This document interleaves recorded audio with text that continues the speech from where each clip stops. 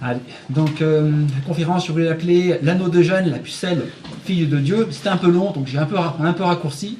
Mais j'aime beaucoup l'appellation l'anneau de Jeanne, la pucelle, fille de Dieu, parce que Jeanne, la pucelle, fille de Dieu, c'est comme ça que les voix appelaient Jeanne d'Arc.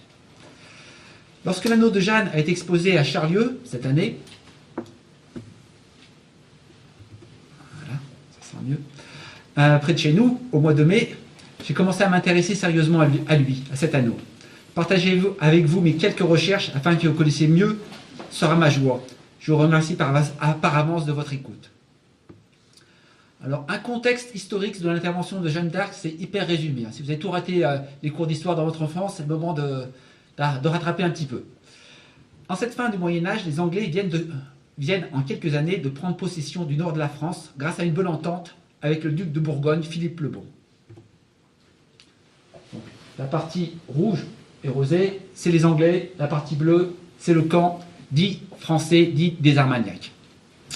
Ils vainquent en plusieurs batailles, à Azincourt et Verneuil, les vrais Français rassemblés dans le camp dit des Armagnacs, qui soutiennent le pauvre dauphin Charles VII. Pourquoi pauvre dauphin Charles VII? Parce que son père est fou depuis 30 ans, et il vient de décéder en 1422. Quant à sa mère, Isabeau de Bavière, elle ne le reconnaît même pas comme fils.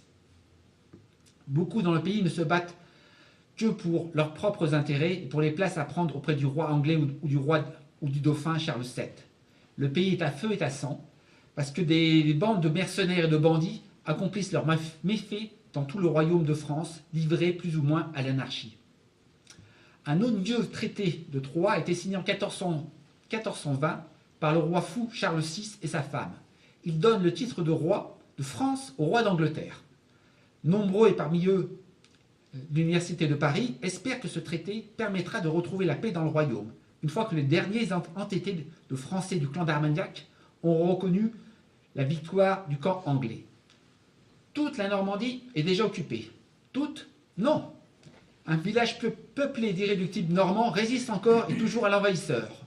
Ce village, le Mont-Saint-Michel, qui durant l'été 1425, il y a tout juste 600 ans cette année, est parvenu à défaire le siège des Anglais.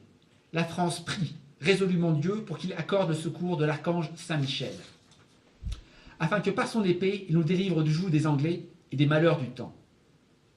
Durant cet été 1425, Dieu fait intervenir l'archange Saint-Michel auprès d'une jeune fille de Domrémy, prénommée Jeanne. Saint-Michel confie à Sainte Marguerite et Sainte Catherine la mission de l'aider à se gouverner. La pucelle signifie d'abord jeune fille, révèle à Charles VII qu'il est le fils légitime de son père. Elle conduit une armée et délivre Orléans le 8 mai 1429. Ce fait d'armes étonnera toute la chrétienté et au-delà, puis elle triomphe à Patay le 18 juin, et enfin fait couronner Charles VII à Reims le 17 juillet 1429. Mais la jeune fille, très certainement trahie, est finalement capturée le 23 mai 1430, vendue, jugée et condamnée à être brûlée vive le 30 mai 1431. À Rouen, dans un procès d'église soutenu par l'Inquisition avec le concours de l'Université de Paris pour le compte des Anglais. Toutefois, le royaume de France est suffisamment redressé moralement. Une réconciliation de Charles VII avec les Bourguignons permet au final de bouter les Anglais hors de France, un peu plus tard, jusqu'à la bataille du Castillon en 1453. Calais demeure encore anglaise un siècle, jusqu'en 1558, tandis que les îles normandes le demeurent encore aujourd'hui. Les rois anglais ne cesseront qu'en 1804 de se proclamer roi de France. Examinons comment nous connaissons Sainte Jeanne d'Arc aujourd'hui. Il y a les chroniqueurs de son vivant du parti français, anglais, bourguignon, étranger. Il y a les témoignages directs et indirects. Il y a les lettres, les communications, les délibérations officielles. Il y a les livres de comptes des villes qui permettent de retrouver les dates de passage de Jeanne dans les villes. Il y a également les drames et les poèmes écrits du vivant de Jeanne. Il y a surtout des documents de procès, des documents d'enquête du procès de réhabilitation ou de nullité de 1450-1456. Et il y a surtout les minutes du procès de Rouen de 1431 qui l'a conduit au bûcher. Ces minutes du procès de Rouen sont très précieuses pour connaître Jeanne ainsi que l'anneau. Grâce à ces minutes de ce procès, nous connaissons l'intériorité même de Jeanne. Ce procès de Rouen devient une théophanie, c'est-à-dire une manifestation de Dieu. Les juges sont là pour la condamner, pour condamner Jeanne comme sorcière, mais le procès fait éclater au contraire sa sainteté et révèle la perversité des clercs qui la condamnent. Alors, examen 10 minutes du procès 1431. Là, je vais lire exactement ce qui s'est passé, des petits moments de ce procès où il est question de l'anneau. Demandez bien votre attention. Celui qui pose les questions est Monseigneur Cochon, c'est l'évêque de Beauvais. Pour les plus jeunes, Cochon, C-A-U. Ça n'a rien à voir avec le cochon dans lequel tout est bon. Extrait de l'interrogatoire du 1er mars 1431. L'évêque. Sainte Marguerite parle-t-elle langage d'Angleterre? Jeanne. Comment parle-t-elle anglais, puisqu'elle n'est pas du parti des Anglais?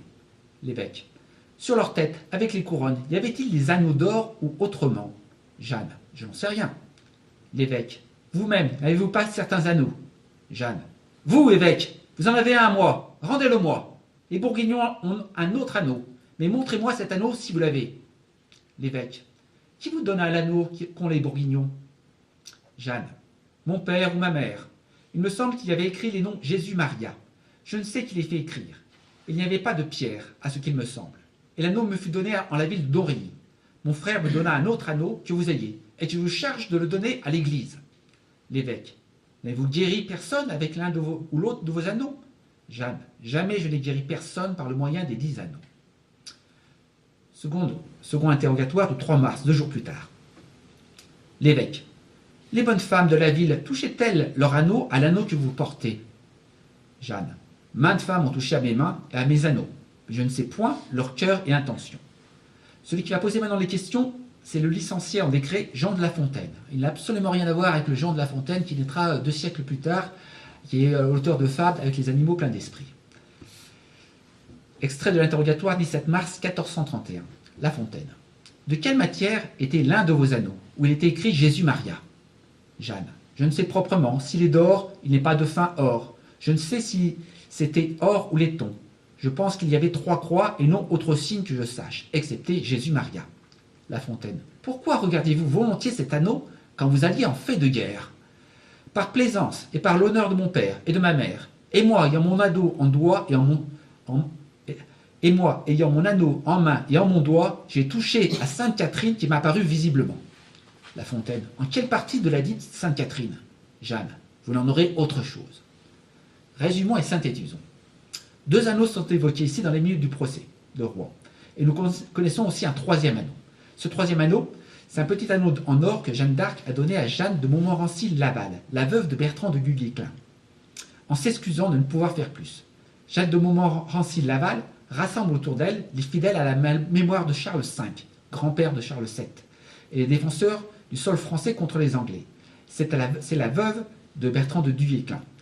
Jeanne de Laval a son fils Guy de Laval et son petit-fils André de Laval qui combattirent aux côtés de Jeanne d'Arc.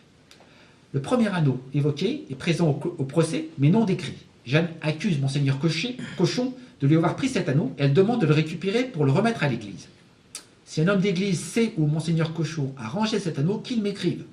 Nous ne savons pas ce qu'il est devenu. Enfin est évoqué longuement durant les minutes de ce procès un anneau pris par les Bourguignons après sa capture. Jeanne décrit cet anneau qui intéresse particulièrement les instructeurs du procès. Jeanne le regardait avant chaque bataille. Sur cet anneau est écrit Jésus et Maria. Elle a touché avec Sainte Catherine. Jeanne le portait à l'index de la main gauche. C'est cet anneau qui nous intéresse, nous aussi, énormément. Poursuivons un peu le procès de Rouen en 1431. Jeanne est capturée au siège de Compiègne le 23 mai 1430 par Jean de Luxembourg et les Bourguignons. Les Anglais rachètent la prisonnière de guerre 10 000 livres. 10 000 livres est une forte somme, mais l'occupant anglais réussit à rassembler la somme sur le dos des Normands. Plaçons-nous du côté anglais. Bon, je demande à tous un petit effort. Que souhaite l'occupant anglais à ce moment-là? La victoire sur le camp français fidèle à Charles VII, appelé les Armagnacs. Après la défaite d'Orléans et la déroute de Patay, il faut surtout faire face pour eux à la perte du moral complet par des soldats anglais face à cette sorcière et faire face à des Armagnacs survoltés par ces sortilèges. Comment les Anglais comptent y parvenir? Déconsidérer Jeanne et ainsi aussi Charles VII, qu'elle a fait couronner à Reims le 17 juillet 1429. Comment ne pas trop se salir les mains dans cette affaire? Laisser faire l'université de Paris, qui réclame à corps et à cri, depuis la capture de Jeanne, un jugement pour cette fille qui déconsidèrent leur autorité, mis dans la balance par leur reconnaissance du traité de Troyes de 1420.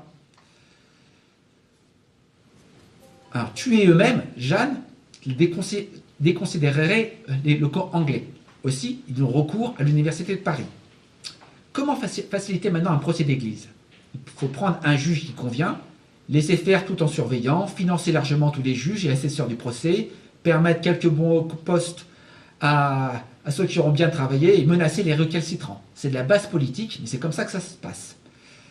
Ils n'ont pas payé 10 000 livres pour juste la tuer ou que le juge de l'université déclare Jeanne d'Arc sainte, mais encore moins qu'elle meure d'une indigestion comme elle a failli l'être dans sa prison. Tout cela semble bien pensé, mais c'est une erreur que les Anglais vont commettre par ce procès et nous verrons pourquoi. Je vais préciser un petit peu ce que c'est que l'université de Paris. L'université de Paris est la deuxième université créée au monde après celle de Bologne.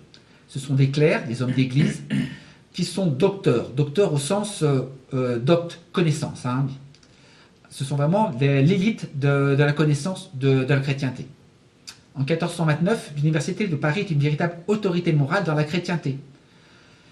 Il se prononce sur des controverses fameuses et sont entendus et jouent un rôle particulièrement lors du grand schisme d'Occident de 1378 à 1417.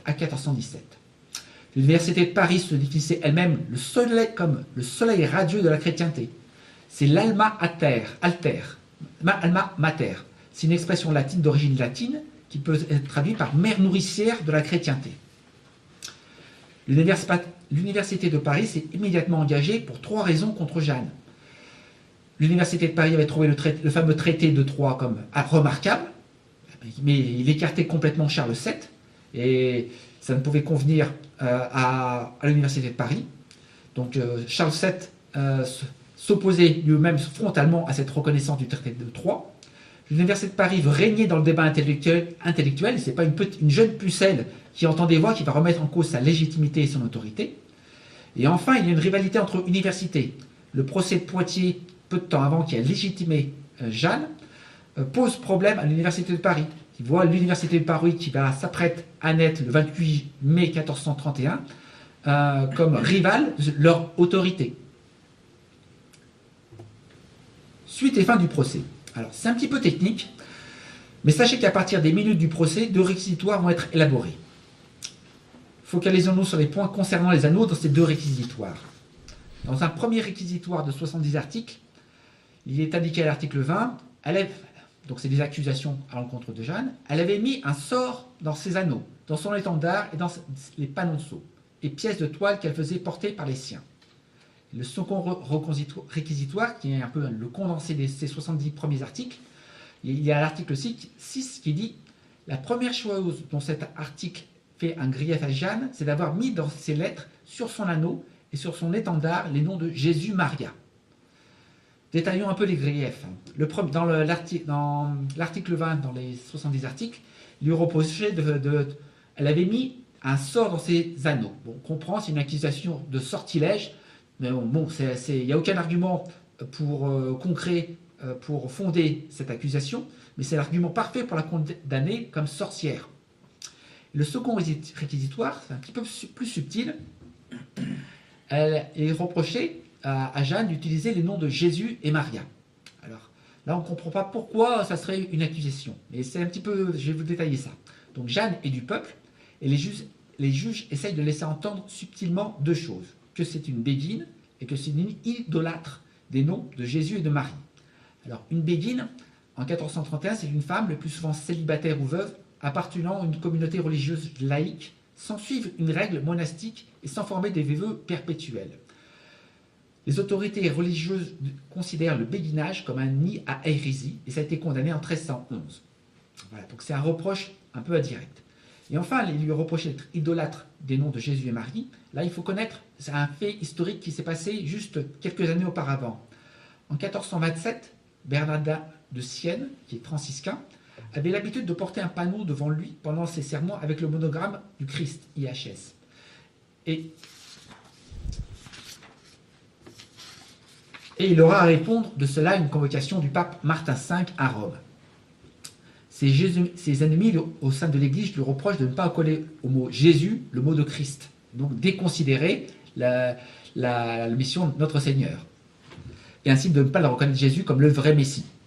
La malveillance et la futilité de ses charges contre Bernardin furent entièrement démontrées. Néanmoins, c'est une idée neuve et mal acceptée par le haut clergé à l'époque. Donc, Sainte Colette de Corbie signait également Jésus-Marie, qui est Sainte Colette de Corbie, contemporaine de Jeanne d'Arc. Donc Jésus-Marie est un peu un signe de reconnaissance de chrétiens fervents issus du petit peuple à l'époque. Donc, le réquisitoire de 12 articles est transmis à l'Université de Paris, qui confirme à la lecture de ces articles que Jeanne est coupable de 1000 maux, dont bien sûr celui d'hérésie. Mais pour la faire condamner à mort et au feu, il faut qu'elle abjure, et soit considérée comme relapse, c'est-à-dire qu'elle retourne à ses erreurs. Jeanne doit tout subir durant le mois de mai 1431. Il va y avoir absence du secret de la confession, il va y avoir chantage à l'hostie consacrée, il va y avoir tromperie pour la faire abjurer et tenter de faire d'elle une relapse. Il va y avoir menace de torture, il va y avoir privation de force de ses vêtements masculins, il va y avoir tentative de viol. Tout est entrepris pour la salir et lui faire renier ses voix, sa mission, et ainsi délégitimer Charles VII. Une séance au cimetière au Saint-Ouen est organisée le 24 mai 1431 et organisée par Monseigneur Cochon pour laisser entendre qu'elle a abjuré et même signé une cédule. Une cédule, c'est un papier valeur qui est une garantie de reconnaissance. En fait, Jeanne ne signera rien. Je ne rentre pas dans les débats, mais ça pourrait faire vraiment l'objet d'une conférence. Finalement, Monseigneur Cochon parvient, après bien des circonvolutions, à justifier la mise à mort de Jeanne. Il laisse entendre que Jeanne a abjuré au cimetière de Saint-Ouen, il laisse entendre que Jeanne a reconnu ses erreurs en revenant à ses habits de femme, en fait ses habits d'homme masculins avaient été retirés de force, puis il laisse ensuite se perpétrer des tentatives de viol, il fait cacher ses vêtements féminins, et ne lui laissant que des habits masculins auxquels Jeanne a finalement recours pour préserver sa pudeur. Les juges peuvent enfin la déclarer relapse, car ils peuvent prétendre que Jeanne est revenue aux vêtements masculins, signe manifeste qu'elle est revenue à ses erreurs passées. Cela permettra enfin de l'envoyer au bûcher le 30 mai 1431. Les Anglais claironnent alors aux quatre coins de la chrétienté que la sorcière de Charles VII, qui trompait les esprits faibles, a été justement condamnée par l'Église dans un procès d'inquisition. Mais cela sonne trop faux, même à l'époque, et va déconsidérer le camp anglais. Les Anglais souhaitent délégitimer Charles VII, mais tous leurs efforts vont plutôt les délégitimer eux-mêmes. Venons-en aux reliques. Quelles reliques de Jeanne disposons-nous en 2015, donc il y a 10 ans? Bien sûr, il ne nous reste pas tout à fait rien de Jeanne. Sa maison natale est debout, à Domrémy. Le hêtre du bois chenu où ses voix lui parlaient est peut-être le même qu'elle a connu. Nous connaissons des endroits où Jeanne est passée et des lieux subsistent. La chapelle de Bermont, où Jeanne aimait prier, les lieux de passage de sa chevauchée entre Vaucouleurs et Chinon, la salle à Chinon de la première rencontre de Jeanne avec le dauphin Charles VII, des lieux de passage entre Poitiers et Reims, et bien d'autres lieux de passage jusqu'à Rouen, lieu de son supplice. Mais cela n'est pas proprement parler des reliques. Dans la religion chrétienne, il faut distinguer 3 classes de reliques. La première classe concerne les ossements, les cheveux et le sang d'un saint ou bienheureux. La deuxième classe rassemble les reliques ayant appartenu à un saint ou un bienheureux, vêtements, ustensiles de la vie courante, instruments de pénitence, de sa captivité ou de son supplice. Et enfin, la troisième classe réunit les reliques représentatives, tous les objets ayant été mis en contact avec les ossements du saint ou son sépulcre, et ont capté les saintes vertus. Les Anglais ont volontairement fait disparaître tous les objets pour qu'il n'y ait pas de reliques, de celles que beaucoup de son vivant considéraient déjà comme saintes. Jeanne était brûlée, son cœur qui refusait de brûler a été finalement jeté dans la Seine avec ses cendres. Tous les objets qu'elle avait à Rouen furent volontairement brûlés. Que reste-t-il vraiment au début de l'année 2015 ? Alors, je passe sur le fameux bocal de Chinon, qui est une escroquerie. On avait retrouvé en 1867 à Chinon un bocal sur lequel était écrit « Reste trouvé sous le bûcher de Jeanne d'Arc, pucelle d'Orléans ». Bon, c'est une vaste escroquerie qui a été démontrée il y a quelques années. Il y avait bien sûr l'armure de Jeanne. Elle a reçu une armure à Tours avant de combattre à Orléans. Jeanne avait déposé cette armure à la cathédrale de Saint-Denis après l'échec devant Paris, comme il était coutume pour les chevaliers de le faire lorsqu'on avait été blessé auparavant. Les Anglais s'étaient emparés peu de temps après de cette armure. Jeanne fut prise à Compiègne avec une autre armure. Du XVe au XVIIIe siècle, Ambroise, la ville d'Ambroise, Année et la ville de Chantilly prétendaient avoir possédé une armure de Jeanne d'Arc. Une armure dite de Jeanne d'Arc également signalée au musée de Berlin à partir de 1825. Toutes ces armures sont très douteuses. Il y a également le casque du Metropolitan Museum of Art de New York, bon, qui est très douteux également. Il y a également l'épée, les épées, devrais-je dire. Il y a l'épée du musée des Beaux-Arts de Dijon et l'épée du musée de Masséna, qui sont des épées que les deux musées revendiquent comme ayant appartenu à Jeanne. C'est très douteux. Hein. Jeanne, au total, a eu 5 épées entre ses mains. Je passe. Mais il y en avait une, entre autres, pour la petite anecdote, qu'elle avait cassée sur le dos des filles qui suivaient les hommes d'armes et vendaient misérablement leurs amourettes. Il y a une incertitude sur le lieu exact. Et on n'est pas certain de laquelle des dites épées il fut cassé sur leur dos. Une des épées fut conservée à l'abbaye de Saint-Denis, mais disparue à la Révolution. Bon, ça, c'est les miracles de la Révolution et les disparitions, on ne comprend pas pourquoi. Voilà. Bon, je rappelle un petit peu quand même les 5 épées. Il y avait une donnée par Robert de Vaudricourt quand Jeanne avait quitté Vaucouleurs. Il y a une épée reçue à Tours, en même temps qu'une hachette et une lance. Il y avait une épée, la fameuse épée déterrée à la chapelle de Sainte-Catherine de Firbois, en 1429. Une épée prise à un soldat bourguignon qu'elle garda, et une autre épée prise à Franquet d'Arras, bourguignon, qu'elle avait fait prisonnier à Lagny. Il y a bien sûr aussi l'étendard.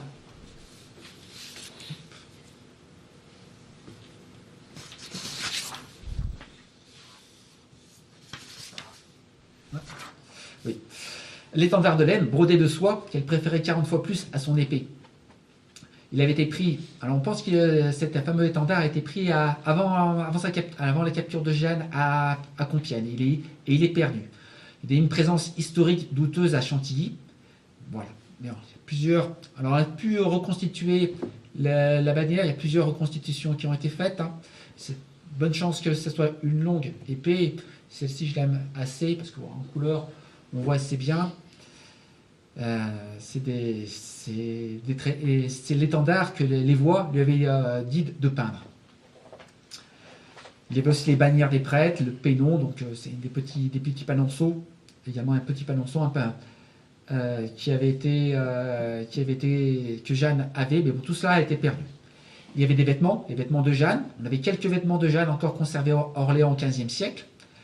Et le duc d'Orléans, par exemple, avait envoyé à Jeanne une robe après qu'elle avait délivré Orléans.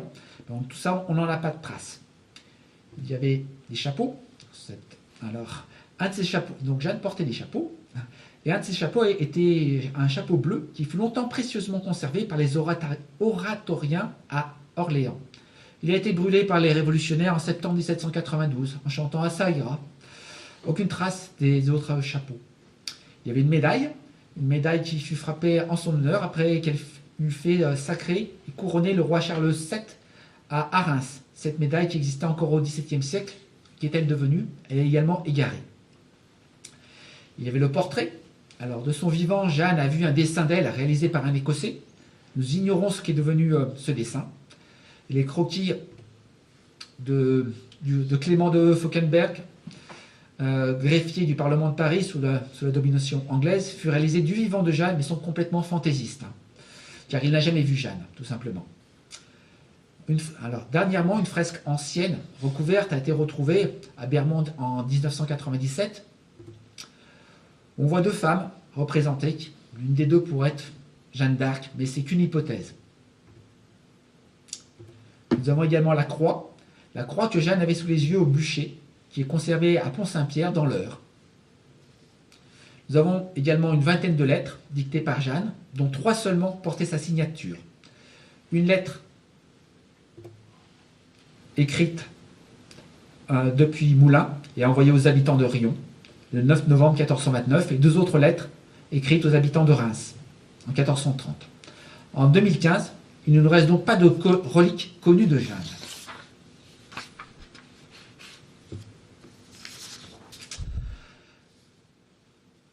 Très discrètement, l'Angleterre est signalée à partir de... Pardon, excusez-moi, j'ai raté une page 14-15. Oui. Hop, 14, voilà. L'importance donnée à l'anneau jusqu'en 2015. L'oubli de Jeanne et l'oubli de l'anneau physique. Jeanne a été presque oubliée pendant 4 siècles, et son anneau aussi. L'engouement pour Jeanne commence au début du XIXe siècle, et les Français sont plutôt à la traîne en Europe. En 1849, M. Jules Quicherat rassemble dans un ouvrage l'ensemble de la documentation disponible sur Jeanne d'Arc, dont le procès de Rouen de 1431. En 1867, M. Vallée de Viril donne une conférence avec pour titre « Les anneaux de Jeanne d'Arc ». La teneur de cette conférence fut publiée, équivalente à peu près une vingtaine de pages. Les 3 anneaux sont donc alors connus, mais par un public très restreint. À cette époque, les anneaux sont considérés comme perdus, même si un très mince espoir subsiste. Écoutons d'ailleurs un extrait du discours de Monseigneur Thomas, archevêque de Rouen, le 16 mai 1882, qui garde, comme tous, alors un faible espoir de retrouver une relique de Jeanne. Mais est-ce que la France ne peut plus nous donner l'Angleterre, le pourrait-elle? Peut-être. Après le procès de Rouen, ces juges ont dû y faire passer plusieurs pièces à conviction, ayant appartenu à leur victime. Sa bannière, l'une de ses épées, un de ses anneaux, plusieurs lettres signées de son nom. Il nous répugne d'admettre qu'après avoir assouvi dans le sang de la pucelle sa rage de fauve, le léopard anglais ait mis en pièces tous ces objets inanimés, dont il n'avait plus rien à craindre que le cuisant souvenir des blessures qu'il en avait reçues.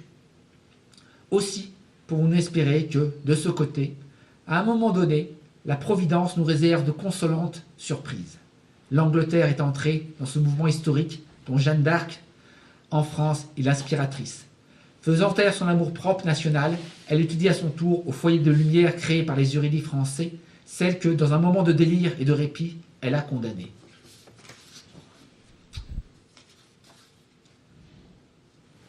Très discrètement en Angleterre est signalée à partir de 1909 la présence de l'anneau ayant appartenu à Jeanne d'Arc. Cet anneau va même être exposé en France en 1952 et 1955, mais le plus grand spécialiste de Jeanne d'Arc à l'époque, le révérend père Paul Donker, et d'autres spécialistes doutent très fortement de son authenticité. Quelle place faut-il donner à l'anneau jusqu'en 2015? En 1929, cet anneau est considéré comme presque perdu, mais voici ce qu'en dit un auteur spécialiste des bagues dans un ouvrage. Il, l'anneau de Jeanne d'Arc, ne remplira pas seulement la fin du siècle, le XVe siècle, mais il dominera désormais l'histoire de la France dont il a cimenté sur le bûcher de Rouen l'unité territoriale et religieuse. Il éclipse tout, jusqu'au règne de Louis XI, qui tirera vengeance et de la maison de Bourgogne et des Anglais. C'est assez surprenant, mais il peut paraître totalement excessif. L'anneau dominera désormais l'histoire de la France dont il a cimenté sur le bûcher de Rouen l'unité territoriale et religieuse. Je vous assure qu'après avoir tout ce que j'ai étudié, je crois la même chose que lui, voire plus. Alors, on en fait une petite pause et examiner la filmographie sur Jeanne d'Arc jusqu'en 2015. Alors, il existe une centaine de courts-métrages et de films sur Jeanne d'Arc. Il y a quelques films historiques sérieux sur Jeanne, où d'une part le réalisateur s'appuie sur une documentation abondante, et d'autre part sur des conseillers en proportionnant à sa juste place chaque événement. Je vous donne mes conseils sur les films. Ne perdez pas de temps avec les films où l'héroïne a obtenu le rôle en étant l'amante du réalisateur. Les histoires de rois avec leurs amantes ou de leurs épouses infidèles, ça suffit. Ne perdez pas de temps avec les films qui laissent libre place aux affabulations du réalisateur sous prétexte de liberté artistique, tout en travestissant l'histoire. Mention spéciale pour le film Jeanne d'Arc de Luc Besson en 1999, qui a remporté un César. Je lui remets aussi la palme du film le plus exécrable sur Jeanne. C'est une caricature de Jeanne pour un film d'un budget autour de 55 millions d'euros. 3 films vraiment intéressants sur Jeanne d'Arc. Un film ancien, La merveilleuse vie de Jeanne d'Arc, fille de Lorraine. C'est un film muet, franco-allemand, réalisé par Marco de Gastine, sorti en 1929. Gratuit sur YouTube. Très juste sur le ton. Nous avons le film Joan of Arc. Désolé, un film en anglais, que voulez-vous, qui est un bon film, un très bon film américain, réalisé par Victor Fleming, sorti en 1949. La version originale, sous-titrée en français, est à préférer, la version française, trop raccourcie. L'anneau est à peine évoqué dans le film. Enfin, nous avons Jeanne d'Arc, le pouvoir et l'innocence, qui est un téléfilm français de 3 fois 80 minutes, réalisé par Pierre Badel et diffusé à partir de 1989. Le conseiller historique est M. Philippe Contamine. le téléfilm évoque assez justement notre anneau. Je n'en dis pas plus pour l'instant. C'est un téléfilm très difficile à voir. Pour information, j'ai pu le voir sur un site russe, en français. Maintenant, passons à l'épopée de l'anneau. Le déroulement des événements est fort intéressant. Donc, je vais vous parler du retour de l'anneau. Je veux le présenter dans l'ordre chronologique. Tout commence il y a 10 ans, au mois de décembre 2015. Donc, je suis très content de faire cette conférence ce mois-ci. Le 27 décembre 2015, tout commence 2 jours après Noël, en cette fin de l'année 2015. 2 articles en anglais paraissent sur le site internet du Daily Mail. Du Daily Mail et du EBT, International Business Time.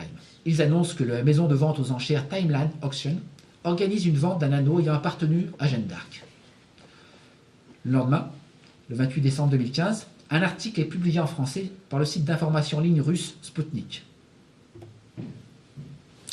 Il annonce la mise en vente aux enchères chez la maison Timeline Auction le 26 février prochain en Angleterre d'un anneau ayant appartenu à Jeanne d'Arc. Ce minuscule article va enclencher le retour de l'anneau de Jeanne en France. La première personnalité à être informée de cet article est M. Reynald Secher. Il m'a confié que c'est un ami médiéviste qui l'avait informé de l'existence de cet article. Je rappelle un peu qui est M. Reynald Secher. C'est le spécialiste en France du génocide vendéen. Auteur entre autres de l'ouvrage qu'il a fait connaître, le génocide franco-français, la Vendée vengée, en 1986. Pour information, M. Reynald Secher a un peu risqué sa vie en démontrant que la République française de 1789 est née par un génocide. Il a risqué sa vie pourquoi? Parce qu'il ne fallait pas déranger les festivités politiques nationales et internationales du bicentenaire de la République française en 1989, présidée par M. François Mitterrand. La mise à mort de M. Reynald Secher aurait pu être le clou du spectacle du bicentenaire révolutionnaire de 1989. Par exemple, guillotiné, place de la Concorde. Voilà. Pour lui, le couperet n'était pas passé bien loin. M. Reynald Secher partage fin janvier 2016 cette découverte avec un de ses amis, qui est un grand admirateur de Jeanne d'Arc, Louis-Hubert Rémy, qui va jouer un rôle essentiel dans le retour de l'anneau de Jeanne en France.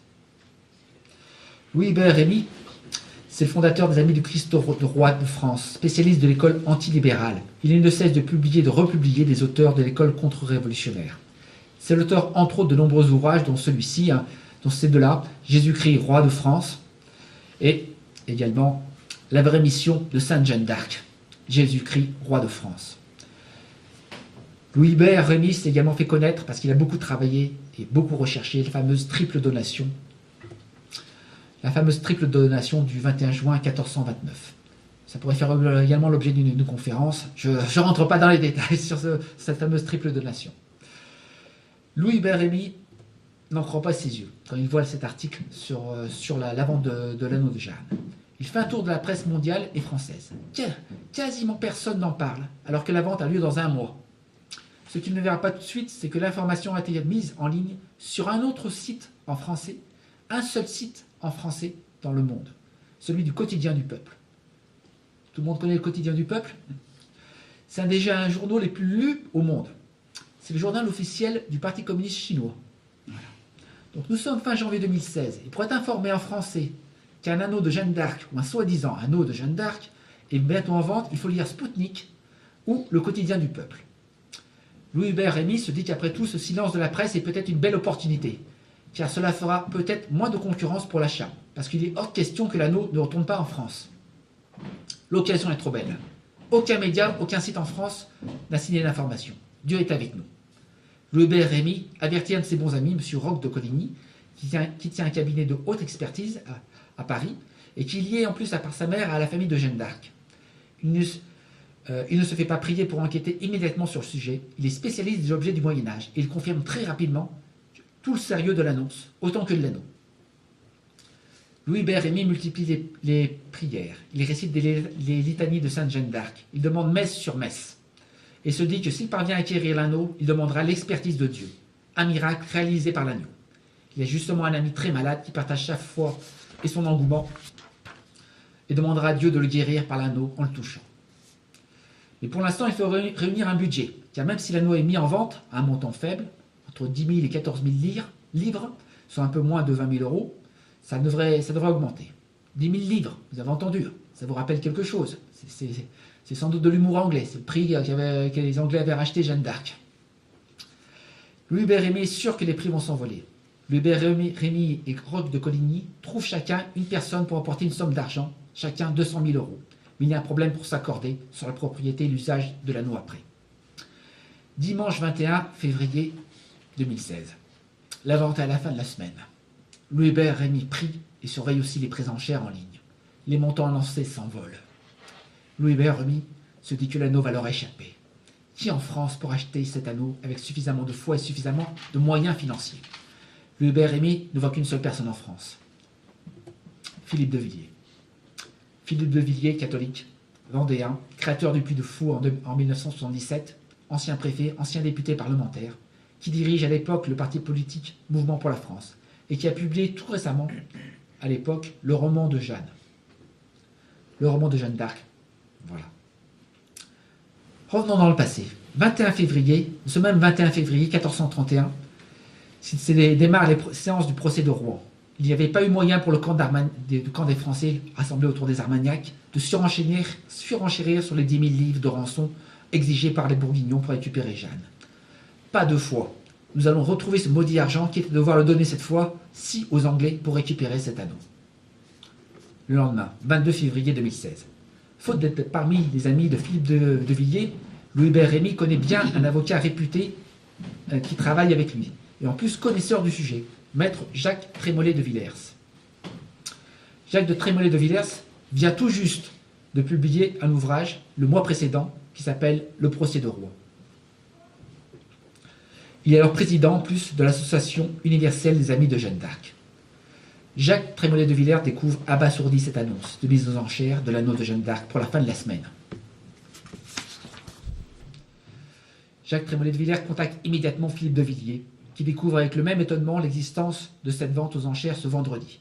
Il annonce qu'il n'est plus président le Puy du Fou, car les commandes sont maintenant confiées à un de ses fils, Nicolas. Le père est bien sûr intéressé, mais embêté, car il y a eu des investissements et la situation est délicate financièrement pour le Puy du Fou. Revenons dans le passé, 22 février 1429, dans la soirée. Départ de Jeanne de Vaucouleurs, conduit par Collet de Vienne et plus quelques nobliaux. C'est le début d'une chevauchée pour sauver le pays. Ici aussi, c'est le début d'une chevauchée, mais cette fois pour ramener l'anneau de Jeanne en France. Lendemain, 23 février, mardi 23 février. Philippe de Villiers appelle Louis-Hubert Rémy à 9h. Il sait que Louis-Hubert Rémy est un auteur sérieux sur Jeanne d'Arc, mais demande si toute cette affaire d'anneau est sérieuse. Louis-Hubert Rémy lui annonce l'existence de l'enquête de M. Roch de Coligny et surtout lui annonce qu'il faut réunir la somme de 500 000 euros comme trésor de guerre pour acquérir l'anneau. Philippe de Villiers prend contact avec l'État français, le ministère de la Culture, les musées, le conservatoire, l'université. Certains souhaitent mettre en place une commission, d'autres souhaitent une enquête pour statuer si l'anneau est vrai. Le discours aussi est totalement décalé par rapport aux réalités opérationnelles. Il faut agir vite et bien, pas agir en bureaucrate. À la fin de la semaine, c'est réglé. L'anneau sera vendu. Il avait fallu des semaines pour Charles VII à se décider à accorder sa confiance à Jeanne pour la laisser partir à Orléans. Il a fallu attendre 5 siècles pour une canonisation d'une fille jugée comme sorcière. Il faut se décider tout de suite pour cet anneau, car à la fin de la semaine, c'est terminé pour l'anneau. Mercredi 24 février. Nicolas de Villiers, le fils de Philippe de Villiers, apprend le matin la nouvelle et rappelle Jacques Trémollet de Villiers pour tout lui expliquer. Nicolas est immédiatement transporté par cette aventure. Il se lance dans cette course contre la montre de 36 heures pour emporter l'anneau. Il faut agir en chef de guerre. C'est ce que va faire Nicolas de Villiers. Il fonce comme Jeanne d'Arc qui se plaint des enquêtes sur elle menées à Poitiers, alors qu'elle devrait être à Orléans, selon ses voix. Philippe de Villiers sera un bon père conseiller qui apportera une sage prudence dans les démarches qui contactent les historiens spécialistes. Philippe et Nicolas sont partis tous les deux enflammés comme les compagnons de Jeanne 6 siècles auparavant dans une chevauchée pour sauver l'anneau de Jeanne. Nicolas de Villiers passe toute la soirée et appelle des personnes fortunées pour récolter les promesses de dons. Et de Villiers envoie un photographe à la maison de vente aux enchères Timeline Auction pour récupérer tous les documents liés à l'anneau et les transfère à plusieurs historiens français renommés qui restent très dubitatifs. Jeudi 25 février, la veille de la vente. Philippe de Villiers, bien embêté, appelle au téléphone Louis-Hubert Rémy et lui annonce que les historiens français s'accordent pour dire que c'est un faux. L'argument des historiens, c'est une bague du 19e siècle. L'argument n'est pas sérieux pour Louis-Hubert Rémy, compte tenu de l'expertise de M. Roch de Coligny. Il y a également une crainte des de Villiers, de se couvrir le ridicule si l'anneau est faux, et de perdre une somme d'argent importante dans l'affaire. En plus, en se laissant jouer par les Anglais. Ça la ferait beau, tiens. Tout semble perdu. Mais non, il est temps qu'une femme intervienne. Vous connaissez l'histoire. Cette fois-ci, c'est Marie-Christine Rémy, épouse de Louis-Hubert Rémy, qui va intervenir. Elle avait acheté en 2014 chez Christie, une célèbre maison de vente aux enchères, un document présenté comme signé par Anne de Bretagne. Mais après achat-examen, la signature était celle d'Anne de Beaujeu, et les Rémy avaient été remboursés. Par conséquent, en cas d'erreur, si c'est un faux notable, pour préserver la réputation de la maison de vente, il y a remboursement. C'est un argument de poids mis dans la balance pour prendre rapidement la bonne décision. 10 minutes après, Philippe de Villiers appelle au téléphone et confirme qu'ils participeront à la vente aux enchères. Philippe de Villiers annonce à Louis-Hubert Rémy qu'un trésor de guerre a été constitué pour les enchères de demain. C'est la fondation Puy du Fou Espérance qui a collecté l'argent, qui sera peut-être suffisant pour emporter la vente.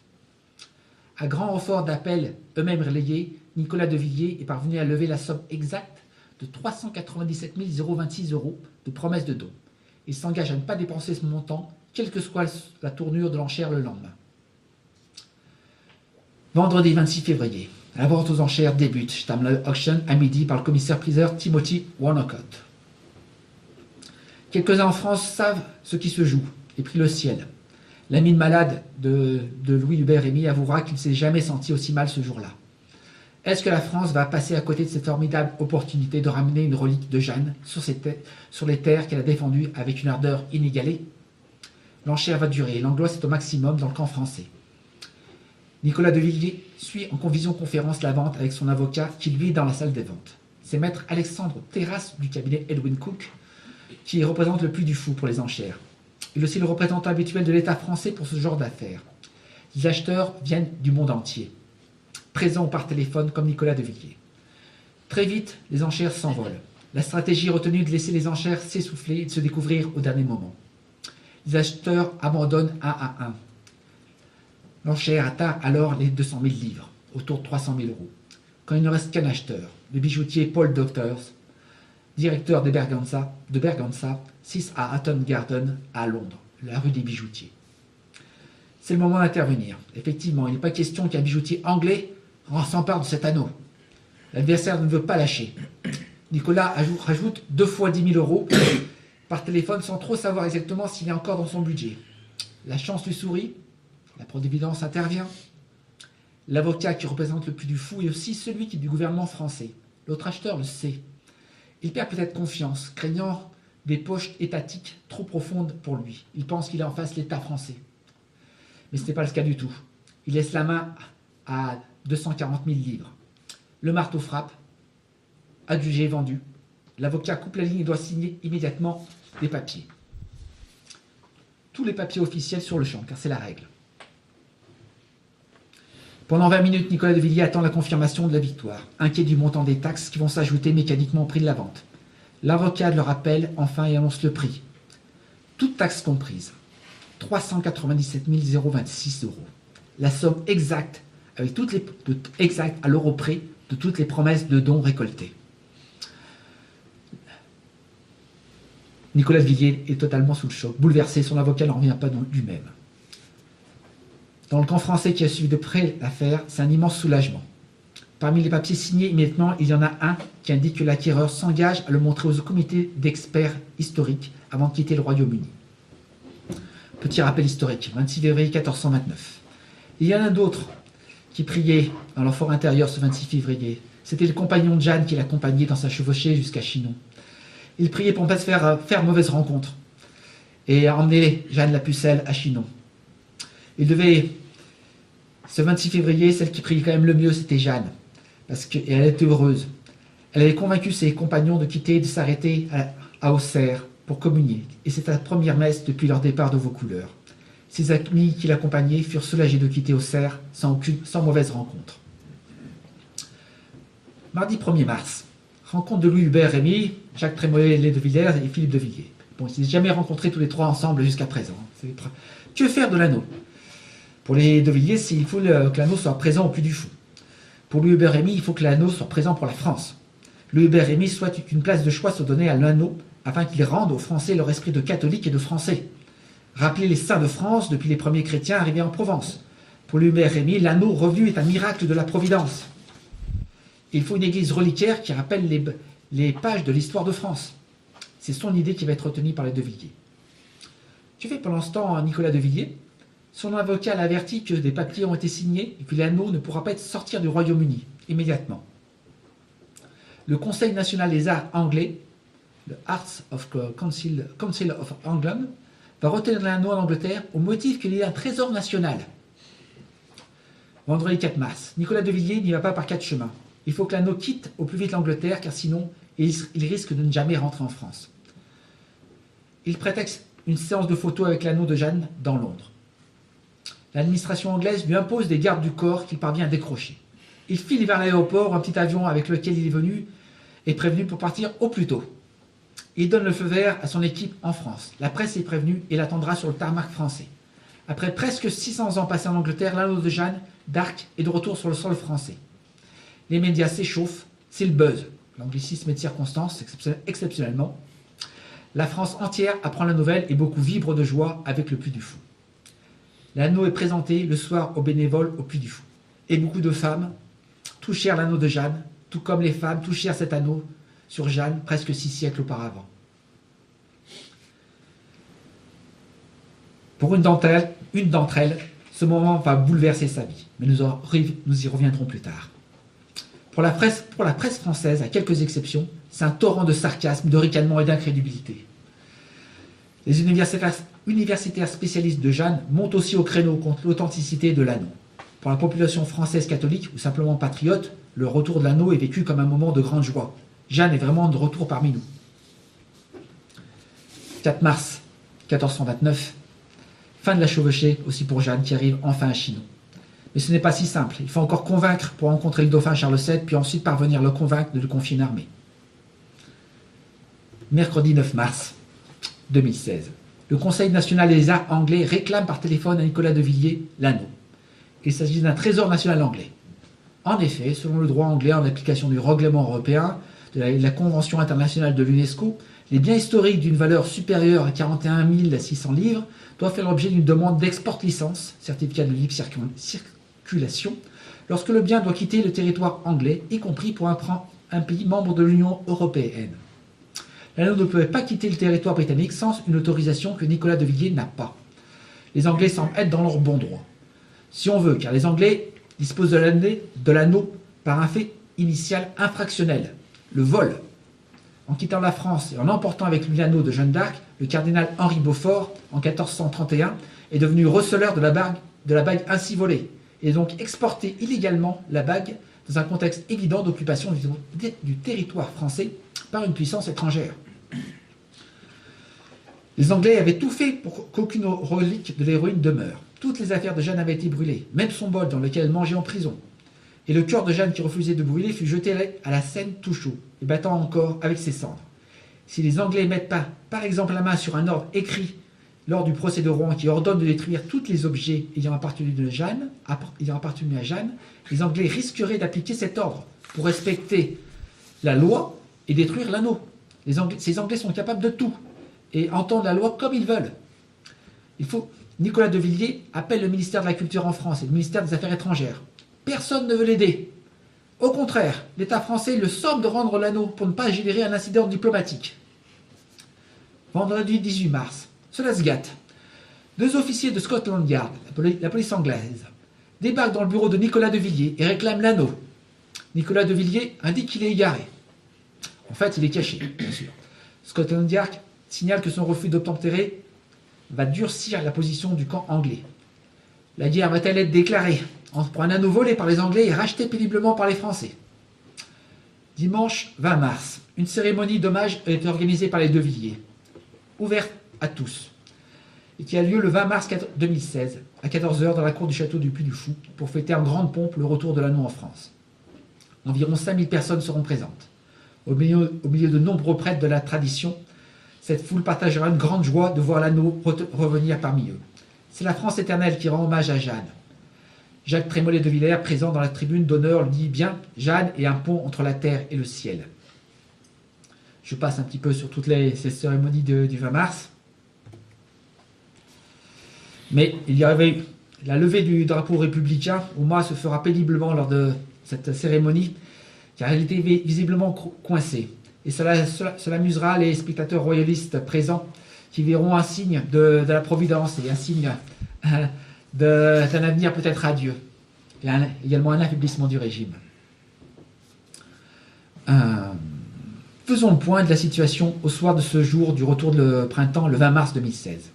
L'anneau de Jeanne d'Arc, héroïne de France, au service de Dieu, est récupéré par le Puy du Fou sans absolument aucun concours de l'État français, qui ne fera d'ailleurs aucune déclaration. Que fait le ministère de la Culture? Rien. Le monde universitaire doute très sérieusement que cela soit l'anneau de Jeanne d'Arc. À quelques exceptions près, la meute des médias français hurle que c'est un faux anneau, que la somme payée est exorbitante, que Philippe de Villiers monte un coup médiatique, etc. Les De Villiers ont les Anglais aux trousses, qui eux reconnaissent pleinement l'anneau de Jeanne d'Arc, et exigent son retour en Angleterre. Pour nos amis du Puy du Fou, l'anneau est vraiment devenu une histoire de fou. Nous croyons être au bout de la folie? Non. Il est temps qu'une femme intervienne. Et là, cette fois-ci, pas dans le bon sens. Une députée socialiste, Madame Sylviane Bulto, s'indigna de l'hommage rendu par les Saint-Cyriens en grand uniforme à la libératrice de la patrie, au Puy du Fou, à travers le retour en France de son anneau. Madame la députée s'émeut auprès du ministère de la Défense de la présence des Saint-Cyriens en grand uniforme, au Puy du Fou lors du retour de l'anneau, en arguant notamment que le chant choisi, à savoir « Heureux ceux qui sont morts » de Charles Péguy, avait une connotation catholique. Finalement, après quelques jours, un général Alain de Guilbon, à la retraite, qui n'est donc plus soumis au devoir de réserve, lui expliquera vertement que les Saint-Cyriens étaient présents à titre personnel, qu'ils avaient été autorisés par le général commandant leur école et qu'ils avaient légalement le droit d'honorer l'anneau de Jeanne d'Arc. Lundi 21 mars, deux historiens médiévistes, William Blanc et Christophe Naudin, vont écrire un article sur commande pour le journal Le Monde, qui paraîtra le 21 mars 2016, fustigeant l'utilisation commerciale de l'anneau et bien sûr indirectement la magnifique cérémonie de la veille. Cette fois-ci, c'est les De Villiers qui les attaqueront en justice et perdront. D'autres. L'ambiance n'est vraiment pas l'unité nationale derrière la scène de la patrie. Le camp anglais en 1431 avait trouvé Monseigneur Cochon pour réaliser ses bases œuvres. En 2016, le journal Le Monde a trouvé deux historiens pour réaliser ses bases œuvres politiques afin de salir les De Villiers et la France éternelle. Bravo. Les images du bûcher de 1431 seraient faites à travers le miroir du temps jusqu'à aujourd'hui. La même haine sourde de Dieu qui ne parvient pas à se contenir. Autour du 22 mars 2016, les Anglais adressent une mise en demeure à M. Philippe de Villiers pour rendre l'anneau. Philippe de Villiers encourt jusqu'à 6 ans de prison et une amende d'1 million d'euros pour détournement de biens national anglais. On croit rêver. Un anneau volé par les Anglais et légalement acheté par l'État français s'en désintéresse totalement et finalement celui qui apporte le tribut exigé et ramène l'anneau en France finira en prison. Quelle misère dans le royaume de France! Comme pour Jeanne d'Arc, ce sont des faits qui ne se sont jamais vus dans l'histoire de l'humanité. Le 22 mars 1429, c'est Jeanne d'Arc qui met en demeure les Anglais d'évacuer le pays et de quelle manière. Voici la lettre qu'elle adressa au camp anglais. Je vous la lis, je vous lis la première partie de cette lettre. Roi d'Angleterre, et vous, duc de Bedford, qui vous dites régent du royaume de France, vous, Guillaume de la Pole, comte de Suffolk, Jean, sire de Talbot, et vous, et vous, Thomas, sire de Scales, vous disant lieutenant du duc de Bedford, faites raison au roi du ciel et à son sang royal. Rendez à la pucelle, si envoyé de par Dieu, les clés de toutes les villes que vous ayez prises et forcées en France. Elle est venue de par Dieu pour réclamer pour tous le sang royal. Elle est prête à faire la paix, si paix vous voulez faire. Par ainsi que France, vous mettiez jus et payez ce que vous l'avez tenu. C'est de l'ancien français.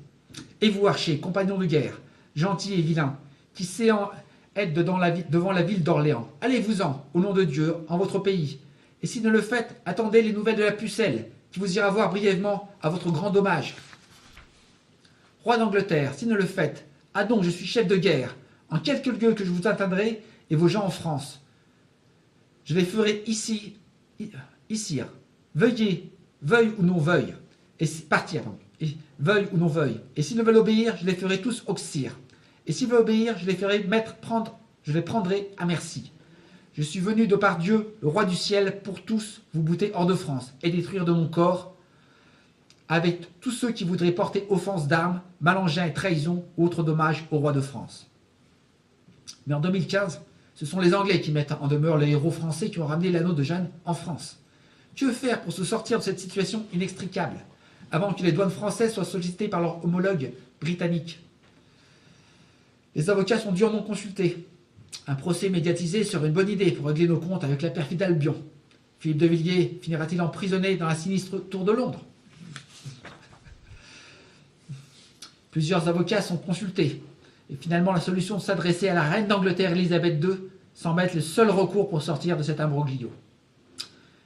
Philippe de Villiers explique la situation à l'ordre britannique, une de ses connaissances, et ce lord lui propose d'en parler directement avec la reine au cours d'une très prochaine réception. C'est chose faite, et la reine Élisabeth II, en réponse, invite le requérant à lui écrire afin d'examiner la situation. Il faut donc maintenant écrire à la reine d'Angleterre pour sauver l'anneau de Jeanne. Quelle humiliation! Mais bon, quelles sont les deux saintes françaises qui disaient qu'il faut beaucoup d'humiliation pour acquérir un peu d'humilité? Sainte Bernadette Soubirous, née aux portes de l'Armagnac, est décédée à Nevers, lieu de la réconciliation française, le 6 février 1435, et Sainte Thérèse de Lisieux, normande, qui aimait beaucoup Jeanne d'Arc. Elle a écrit un poème sur Jeanne, d'ailleurs mis en chanson. Elle a composé 2 pièces de théâtre et elle a joué le rôle de Jeanne. Il existe des photos d'elle jouant Jeanne d'Arc, dont celle-ci, et c'est les seules photos qu'il existe d'une sainte jouant le rôle d'une autre sainte. Pour information, Monseigneur Cochon finira sa vie comme évêque de Lisieux. Il est enterré dans la cathédrale Saint-Pierre, à la chapelle de Notre-Dame à Lisieux. Et Monseigneur Cochon relie Sainte Jeanne d'Arc à Sainte Thérèse de Lisieux. C'est une chose amusante. 14 avril 2016. Lettre du Puy du Fou à la reine d'Angleterre. Il faut faire profil bas et demander de secours pour une bonne entente. Après tout, les Anglais ne revendiquent plus la royauté en France, certes que depuis 1804. Et plusieurs rois et reines d'Angleterre, dont l'aïeule de la reine Élisabeth II, la grande reine Victoria, dernière impératrice des Indes, estimaient déjà que l'anneau de Jeanne méritait de revenir en France. C'est un argument de poids à faire valoir dans la lettre. Nous allons pouvoir peut-être compter sur un peu de saine noblesse anglaise après de la superbe ignorance des autorités françaises et toutes les médiocrités médiatiques en France à l'encontre des De Villiers. Bon, lire la lettre sera intéressant, d'ailleurs, on verrait une vertu du Moyen-Âge, la courtoisie. Finalement, cette lettre est envoyée, réception par les De Villiers d'une lettre de Buckingham Palace, la résidence de la reine d'Angleterre. La secrétaire particulière de la reine répond, en s'excusant du retard avec beaucoup de délicatesse. Elle donne son verdict. La reine ne se mêle pas de ce genre d'affaires. Elle a néanmoins fait savoir aux autorités concernées qu'elle trouvait votre requête légitime. En langage très populaire, ça veut dire « c'est ok, vous gardez l'anneau ».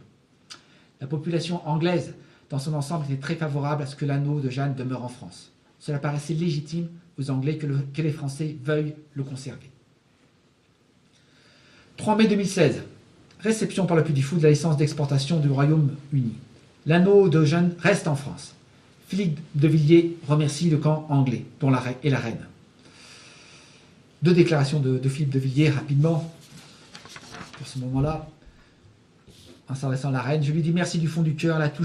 Elle a été touchée par notre lettre et d'un battement de cils, comme font souvent les souverains, elle a signifié au Premier ministre de l'époque qu'il fallait en finir avec cette querelle qui dure depuis 5 siècles. Deuxième citation de Philippe de Villiers, le zèle de la cour royale du Royaume-Uni a été inversement proportionnel à celui de nos autorités. Il reste peu de temps, je vais un peu raccourcir. On va faire un petit examen quand même de l'anneau, savoir si c'est un vrai ou un faux. Comment l'anneau se présente-t-il? Réécoutons d'abord Jeanne à son procès. Je ne sais proprement s'il est d'or, il n'est pas de fin or. S'il est d'or, il n'est pas de fin or. Je ne sais si c'était d'or, or ou laiton. Je pense qu'il avait 3 croix et non autre signe que je sache, excepté Jésus-Maria. Examinons-le superficiellement. Il n'est pas d'or, nous ne voyons pas les croix, et il y a des inscriptions, mais il n'est pas écrit Jésus-Maria. Examinons-le maintenant un peu plus attentivement. Point 1. Il est en argent avec un peu de cuivre et des traces d'or. Grossissant énormément. Il a été expertisé par un laboratoire laboratoire Oxford X-ray et fluorescence. Et l'usure, en fait, a fait disparaître la partie dorée. C'est une photo. Donc là, vous voyez les trois croix. Les trois croix présentes sur l'anneau. Donc latéralement, en dessous, de côté, deux croix, et dessous, une troisième croix. Ces trois croix sont opposées. Et troisième point, alors vous voyez ici écrit des choses, ça ne semble pas très facile à lire, je vais le décrypter pour vous. En fait, vous voyez écrit IHS et MAR sur le chaton de l'anneau. C'est la partie supérieure de l'anneau, le chaton. En fait, ce sont des monogrammes trilétaires. Ce sont des monogrammes, c'est des emblèmes qui réunissent plusieurs lettres en un seul dessin. Vous avez en dessous Mar, et donc là, vous comprenez, Mar, donc c'est pour désigner Marie. Et en dessous, vous avez IHS. IHS. Alors, ISS, ça demande quelques explications. Hein. Alors, comme on dit Jésus en grec, on l'écrit comme ça. Donc avec trois lettres, le iota, le eta et le sigma. Et donc c'est un monogramme en trois lettres. C'était d'usage des premiers temps des chrétiens d'utiliser des monogrammes en trois lettres pour désigner Jésus. Et donc la transcription latine, donc notamment la deuxième lettre, ce qui paraît être un H, qui est un eta, a été transcrit en lettres latines par un H. C'est pour ça que vous avez IHS. Et ça désigne bien Jésus, les trois premières lettres. Vous retrouvez également dans l'histoire, dans notre histoire, écrit IHS avec deux autres significations qui arrivent pendant le Moyen-Âge. Donc IHS pour Jesus Homo Salvator, Jésus l'homme, le sauveur, également IHS, Jesus Hominum Salvator, Jésus sauveur des hommes. Bon, il existe également un troisième sens pour lequel il y a une belle histoire, je n'ai pas le temps de vous la présenter. IHS veut dire également in hoc signo vinces, par ce signe tu vaincras. Je n'ai pas le temps de trop vous détailler toute l'histoire de ce signe, mais IHS est donc signifie plus que Jésus.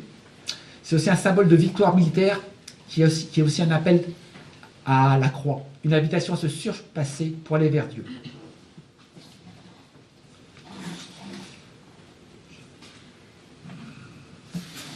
Un petit peu quelques passages. Alors oui, je passe sur ces passages. Je reviens sur l'anneau. Conclusion, vrai ou faux? Alors, il est clair que lorsque des reliques atteignent des sommes d'argent importantes, des personnes sans scrupules s'empressent de dénicher ou d'en produire. Au cours de l'histoire, le port et l'exhibition des reliques est aussi une source de lucre commercial et de supercherie intéressée. Un faux, c'est un peu radical, mais pourquoi pas? Je vais sauter quelques passages. J'aurais pu vous citer toutes les fausses théories sur Jeanne, c'est invraisemblable. Voilà. Donc voilà. Revenons un peu d'abord à l'histoire de Jeanne en 1429. Charles VII et ses conseillers ne savent pas si Jeanne, qui a vécu depuis un mois, est une vraie ou une fausse envoyée. Comment procéder? Vrai ou faux envoyé de Dieu, vrai ou faux anneau? Première chose, comment faire? Il faut interroger, il faut examiner, il faut collecter des informations. Jeanne va être interrogée pendant 3 semaines à Poitiers. Il faut faire un examen matériel, donc Jeanne va se devoir subir 3 examens matériels, donc à savoir, on va vérifier sa virginité à Chinon, à Poitiers, à Rouen, du côté anglais. L'anneau, il a été expertisé par un laboratoire, il est encore interrogeable. Et il montre manifestement que c'est un anneau authentique du Moyen-Âge. Pour Jeanne d'Arc, on a fait un examen de bonne mœurs à l'époque. Jeanne est conduite à Poitiers, il vit pendant plusieurs semaines au milieu des femmes, et toutes les femmes confirmeront qu'elle est bonne de vertu et que tout en elle est saint. L'anneau, lui, a été expertisé. Il est vraiment du XVe siècle par tous les experts, fabriqué vraiment à un mode de conception du XVe siècle. Il faut également examiner l'histoire. L'enquête de Poitiers, donc l'enquête de Rouen, l'enquête du procès de réhabilitation, tout ça montre que Jeanne est une fille pure. Et il y a une enquête historique menée par Cyril George Edward Bunt sur l'histoire de l'anneau entre 1431 et 2016. Il a montré il a listé tous les possesseurs de l'anneau. Voilà.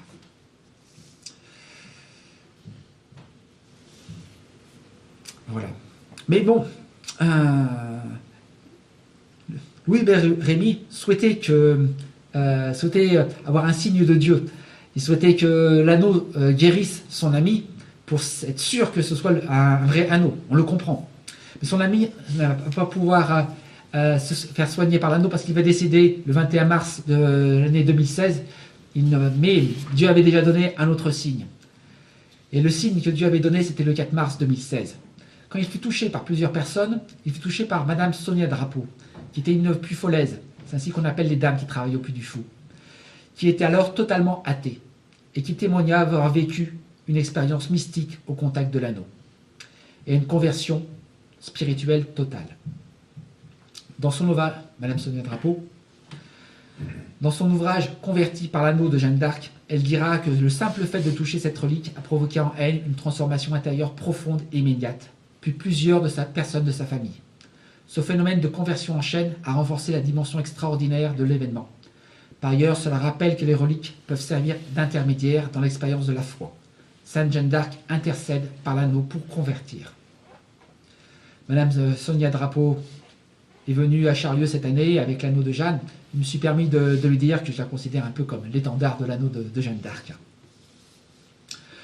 Pour conclure sur la véracité de cet anneau et malgré ces trois petits signes, pour ceux qui doutent encore, la force de l'anneau est de nous rappeler Sainte Jeanne, sa vie, son œuvre, son service à la France, son obéissance à Dieu. C'est cela qui est essentiel. Le miracle serait de ne pas l'entendre. Nous demandons souvent des signes à l'anneau et souvent à Dieu. Pourquoi ?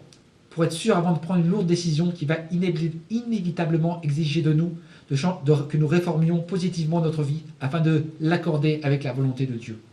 Cette lenteur extrême montre que nous avons en vérité une bien petite foi. Nous voulons tout faire pour nous éviter cet effort. Il faut pourtant nécessairement croire pour oser dire que l'on a la foi. C'est nous qui devrions donner des signes sincères à Dieu de notre engagement à lui obéir et le servir sans tarder. Cela ne serait-il pas un beau signe de notre foi et de notre amour ? Actuellement, l'anneau se trouve au Puy du Fou. Je vais finir ainsi. Je vais laisser cette photo. Qu'est-ce qui plaisait à Jeanne ? Regarder l'anneau avant les batailles dans son service à Dieu.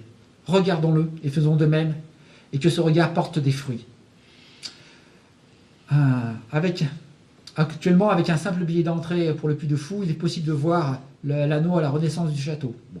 Il est prévu à terme que l'anneau soit exposé dans une chapelle reliquaire à l'extérieur du Puy du Fou, ce qui sera quand même mieux. Est-ce que c'est le meilleur endroit pour aller le voir ? Ça continue d'être une leçon d'humilité pour nous autres Français.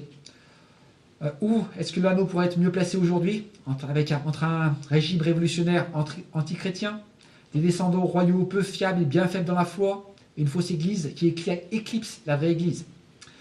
Il est bien que cet anneau soit en sécurité sur une terre martyre, la Vendée, où la foi se concilie avec l'amour de la patrie. Le projet du Puy du Fou était une folie, suivre la croix est une folie. Mais lorsque nous ouvrons bien les yeux sur ce qui se passe en France et dans le monde aujourd'hui, n'est-ce pas plutôt la France et le monde qui deviennent fous à force de rejeter Dieu ? Le Puy du Fou permet à ceux qui le veulent de venir voir l'anneau de Jeanne et permet aussi qu'il soit exposé partout en France et à l'étranger sous certaines conditions. Pour cette année 2025, il fut exposé à Rennes, à Menton, à Charlieu et à Domrémy. L'histoire de Sainte Jeanne nous accompagne depuis déjà 6 siècles. Vénérons Jeanne, vénérons l'anneau. Écoutons Dieu et faisons notre devoir, même s'il paraît parfois surhumain, à une époque si troublée. N'attendons pas que des voies supplémentaires du ciel pour bien nous diriger viennent. Sainte Jeanne a montré à toute la chrétienté et au-delà que la vraie foi soulève des montagnes. Je cite Jeanne d'Arc, « Je ne crains que la trahison ». Mais les craintes qu'exprimait la pucelle étaient-elles pour elle ou pour nous ? Nous qui sommes si faibles à servir Dieu premier servi et risquons ainsi de le trahir. Pour finir, revenons sur le plan matériel. Nous avons ici un tout petit anneau, comme nous avons eu il y a 6 siècles une toute petite jeune fille. Qu'est-ce qu'un anneau dans la définition la plus élémentaire ? Un anneau est un cercle de matière dure qui sert à attacher ou à retenir. L'anneau de Jeanne, c'est l'anneau qui sert à nous attacher durablement à la France et à Dieu, à nous retenir durablement à la France et à Dieu pour ne pas chuter. Je vous remercie.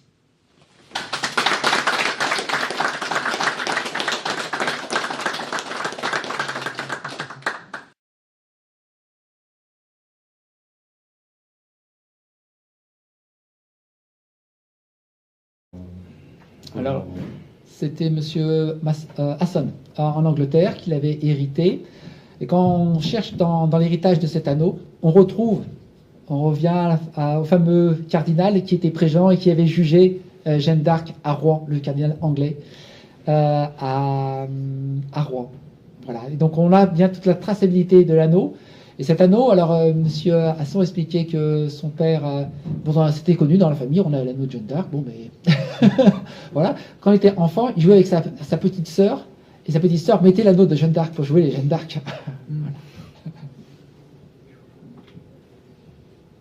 Mais pendant, effectivement, du côté anglais, depuis un siècle, la connaissance de cet anneau était su, hein, les Anglais le savaient, et alors, côté français, on doutait très fortement de cet anneau. Et lors de la mise en vente aux enchères chez Timeline Auction en 2016, ils ont apporté tout un dossier. Comme c'est souvent quand on apporte des pièces à vendre, si on a un dossier complémentaire qui justifie la pièce, eh ben les enchères peuvent monter. Donc ils ont tout intérêt à présenter. Et là, ils ont apporté un dossier copieux. En plus, il y a des analyses, des lettres, notamment des courriers faits par le musée de Rouen, le musée de Jeanne d'Arc à Rouen, qui sollicitait pour faire venir l'anneau de Jeanne d'Arc. Donc ça montre que cette connaissance de cet anneau de Jeanne d'Arc était un peu su aussi en France. Mais c'est vrai que, la petite anecdote, hein, début 2016, donc cet article sur Sputnik de l'anneau de mise en vente de l'anneau de Jeanne d'Arc, je l'ai vu, moi, cet anneau. Et à l'époque, je me suis dit, bon, tiens, curieux, l'anneau de Jeanne d'Arc, je connaissais pas du tout le sujet. La presse française va en parler, on va dire ce qu'il en est. Pas un article derrière, je me dis, mais c'est une blague. Qu'est-ce qui se passe? Moi, à l'époque, je me suis dit, ça doit être faux.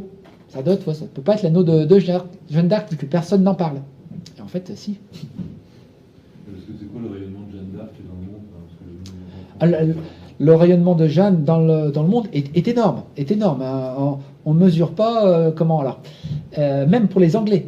Alors, petite histoire pour les Anglais, donc pendant des siècles, jusqu'au 19e siècle, pour l'histoire pour les Anglais, c'est Jeanne, c'était une sorcière qu'on a brûlée. Voilà. Et puis au début du 19e siècle, les Anglais prennent conscience, mais attendez, mais c'était une sainte. Mais en fait, les Français ne sont absolument pas à la hauteur de la sainteté de Jeanne. Ils commencent à nous fustiger parce qu'on n'a pas mis suffisamment Jeanne à l'honneur. Il y a la grande pièce de Schiller, allemand, qui fait connaître Jeanne d'Arc au tout public allemand. Et donc ça va. Et Jeanne d'Arc va être connue en Russie, et également bien connue en Russie. Il y a une œuvre cinématographique dans laquelle la jeune femme joue le rôle de Jeanne d'Arc. Ça parle au public. Les Japonais, les Chinois connaissent Jeanne d'Arc parce que ça montre des vertus héroïques de sainteté et surtout qui ne redoutent pas le combat. Voilà. Donc, ils connaissent, donc Jeanne d'Arc est vraiment connue dans le monde. Et même une petite anecdote sur Jeanne d'Arc.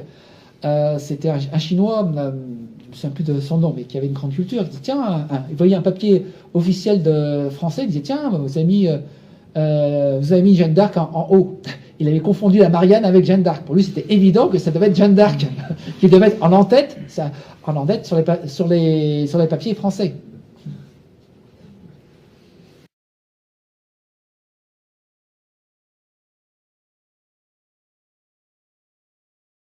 Effectivement, on ne trouve pas de traces de la mise aux enchères de Jeanne d'Arc était de 1000 livres. Le courant français aurait pu se précipiter et surenchérir, mais ils ne l'ont pas fait. Il n'y a pas eu de tractation, on n'a pas de trace écrite de tractation. Oui, pour Charles VII, Jeanne d'Arc elle lui faisait de l'ombre, et puis c'est peut-être également, en fait, c'est peut-être également toute la sainteté de Jeanne, et puis c'est un peu toute la royauté française, c'est-à-dire qu'on veut avoir le pouvoir rien que pour nous, et c'est-à-dire qu'on ne reconnaît pas que certains rois ne veulent pas reconnaître Les rois français ne veulent pas reconnaître que c'est Dieu qui donne le pouvoir. C'est le principe de la triple donation. Je la rappelle un petit peu, donc ça se passe à Sully-sur-Loire le 21 juin 1429. Jeanne d'Arc demande au dauphin Charles VII, est-ce que vous pouvez m'accorder ce que je vais vous demander? Charles VII, il hésite, hein, puis avec les femmes, il faut faire attention. Hein. Il dit, bon, oui, d'accord. Jeanne dit, donnez-moi votre royaume. Le roi hésite, et puis tenu par sa promesse, il accepte. Ça ne suffit pas pour Jeanne. Elle demande, notaires royaux, vous écrivez. Les notaires écrivent, voilà. Elle dit, maintenant, vous avez le plus pauvre chevalier de France qui n'a plus rien. C'est moi qui détiens le royaume. Et maintenant, notaire, écrivez. Moi, Jeanne d'Arc, je remets le royaume à notre Seigneur Jésus-Christ. Et tout de suite après, et maintenant Jeanne s'exprime au nom de Jésus-Christ. Moi, au nom de Jésus-Christ, le royaume de France revient à Charles VII. C'est le principe de la triple donation. Savoir que le roi Charles VII a le royaume de France en commande par rapport à notre Seigneur. Et ça l'embêtait. On ne retrouve pas de trace écrite de cette fameuse triple donation. Et Louis Bérémy a fait tout, a remué ciel et terre pour essayer de mettre la main sur cette fameuse triple donation sans pouvoir. Voilà. Et c'est très important. C'est extrêmement à comprendre que les rois de France ne sont que rois de France en commande par rapport à Dieu.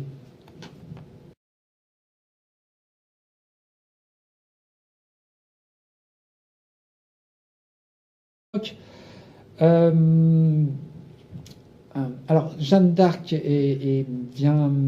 Alors, dans son enfance, Jeanne est une fille du peuple, hein, mais elle vient de milieu légèrement... ses parents avaient quelques responsabilités dans le village, donc elle est un petit peu plus haut niveau social que les jeunes filles de son âge. Donc la seule chose vraiment qui la distingue des autres filles, je pense, c'est avoir un anneau à la main. Voilà. On n'a pas d'autres... Alors, il y a une autre trace historique. Donc, c'est Thomas de Friard qui en parle dans un ouvrage du début du XVIIe siècle, qui laisse entendre que c'est Colette de Corbie qui aurait remis cet anneau aux parents de Jeanne d'Arc pour lui remettre plus tard cet anneau. Voilà. Petit détail, donc l'anneau est petit, on a ses dimensions. Donc, voilà, on pense que quand elle était petite, enfant, elle ne pouvait pas le mettre. Ça doit être trop petit. Donc elle l'aurait sans doute mis quand elle avait autour de 13 ans. Donc 13 ans, ça fait, elle est née en 1412, donc 1425, donc exactement 600 ans. 600 ans cette année. Et c'est en 1425 que Saint-Michel apparaît à Jeanne d'Arc, quand elle a l'anneau. Voilà.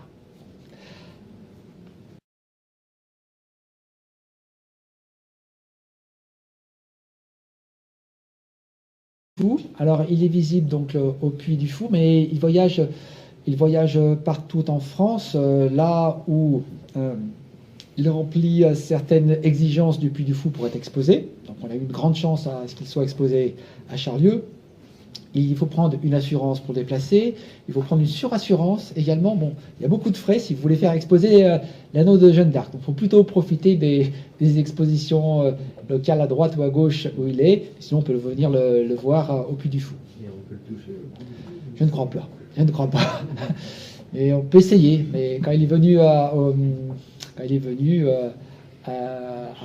Charlieu, on n'a pas pu le toucher. Mais voilà, après, il faut demander au Puy du Fou Espérance si vous avez un besoin particulier. Peut-être.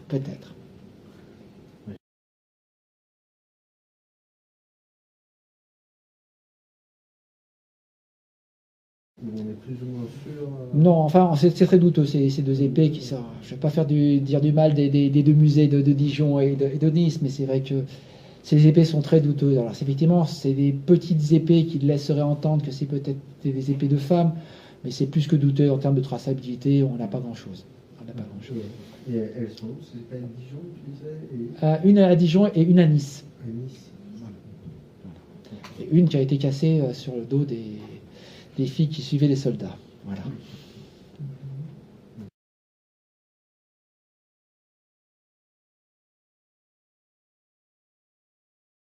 Elle n'est pas proprement dit considérée comme relique par l'Église, mais voilà, Jeanne d'Arc, Elle était considérée sainte de son vivant. Il a fallu attendre 5 siècles pour qu'elle soit reconnue comme sainte.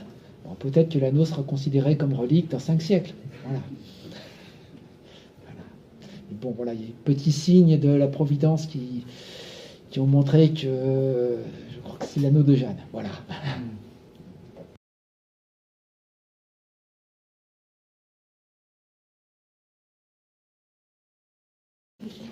On espère, tout le monde espère effectivement que c'est un renouveau spirituel pour la France. La présence de cet anneau, ça doit nous encourager. Je ne vais pas montrer toutes les illustrations que j'avais. J'aurais pu vous parler un peu de l'anneau et vous montrer qu'il y a une valeur mystique dans les anneaux. Donc là, là, vous avez un dessin de Jésus donnant un anneau à Sainte Catherine d'Alexandrie.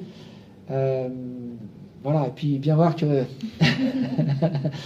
Jeanne d'Arc est intemporelle, et que c'est hier comme aujourd'hui, elle nous apprend comme hier, comme aujourd'hui. Voilà, et qu'il n'y a rien à espérer en autre chose que dans sa mission. Je rappelle un petit peu très rapidement les 4 phases pour que Jeanne puisse sauver la France. Il faut que la France prie intensément. Voilà, la grande dévotion à Saint-Michel, en 1429, beaucoup étaient au puits en Velay pour le grand jubilé de 1429. La France prie intensément. Première chose. Deuxième étape. Jeanne demande quelque chose incroyable. Enfin, le roi Charles VII arrive à se faire convaincre par une jeune fille de 17 ans qui n'a aucune expérience pour conduire les armées pour essayer de sauver la France. Bon. Jeanne, par quoi elle commence? Après des hommes militaires. Donc, on commence déjà par chasser les prostituées. Deuxième chose, demande aux femmes, aux hommes de prier. Et aux hommes d'armes, maintenant, c'est vous allez tous, on va chasser les prostituées, et maintenant, ça va être tous, vous allez confesser vos péchés, messe et communion. Et je ne veux pas un seul soldat qui n'a pas fait passer toutes ces étapes. Et à partir de ce moment-là, on peut commencer à se battre. C'est ces phases-là pour commencer à gagner. Et puis après, Jeanne d'Arc est sans doute vendue. Et puis derrière, il faut quand même continuer l'action de Jeanne. Les Français arrivent tant bien que mal à se réconcilier et finalement chassent les Anglais hors de France. Voilà, c'est comme ça. Toutes les étapes sont à retenir. Et il n'y a pas d'espoir ailleurs, et certainement pas dans tous les mirages de la République. Je l'aime beaucoup celui-là.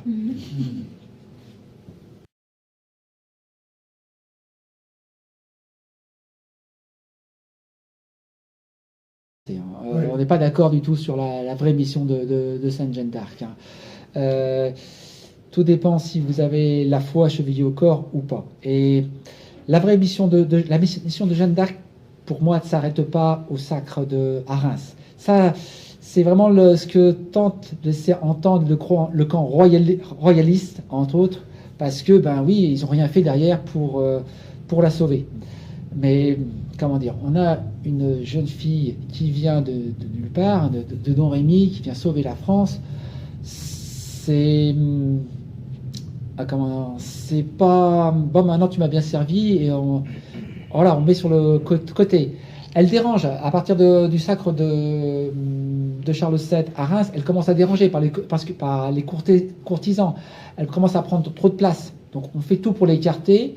Le roi Charles VII l'accompagne de loin à Paris. On la laisse échouer devant Paris. Et finalement, on signe des traités soi-disant de réconciliation avec la Bourgogne, pendant que la Bourgogne en train de manigancer avec les Anglais, qui font venir des hommes d'armes d'Angleterre. Voilà. La mission de Jeanne, pour moi, elle est intemporelle. On voit que tout s'étale sur si on tourne les siècles, on se rend compte que Jeanne d'Arc apporte des choses au fur et à mesure des siècles. Donc il n'y a pas de limite. Puis c'est une sainte hors du commun. Parce que voilà, des saintes qui gagnent des batailles, qui redonnent le courage, la foi aux hommes qui l'accompagnent, dans une situation désespérée. Voilà, il n'y a pas d'équivalent. C'est une sainte unique.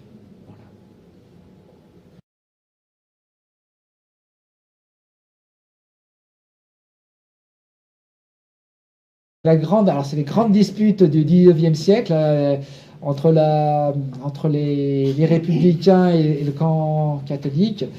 Les républicains cherchent à insister plutôt sur oui, c'était une jeune fille du peuple, voilà, avant tout. Elle a été trahie par le roi. Voilà, bon, ils font leur propre histoire, souvent en disant bon, les voix, bon, on écarte un peu les voix. Bon, c'était propre à l'époque. Voilà, c'est des interprétations, une présentation historique. Mais voilà, donc ce qui fait que c'est quand même, Jeanne d'Arc, elle permet quand même de faire une unité nationale. Et c'est sans doute cette unité nationale qui va permettre de la canoniser en 1920, tardivement, dans des conditions dont on pourrait dire beaucoup de choses. Voilà, parce que les sommes d'argent, c'est 30 millions d'argent, 30 millions de francs or qui sont en jeu pour faire cette canonisation. Donc c'est l'État français qui le paye. Il y a de la manigance dessous. Voilà, et bon, la reconnaissance de ces vertus de sainteté, qui sont des faits extraordinaires qui sont dans le procès de canonisation, ne me plaisent pas du tout. Je ne vais pas le détailler ici, mais voilà, on reconnaît qu'elle a sauvé, guéri telle personne qui appelait le secours de Jeanne d'Arc. Non, mais Jeanne d'Arc, arrêtez.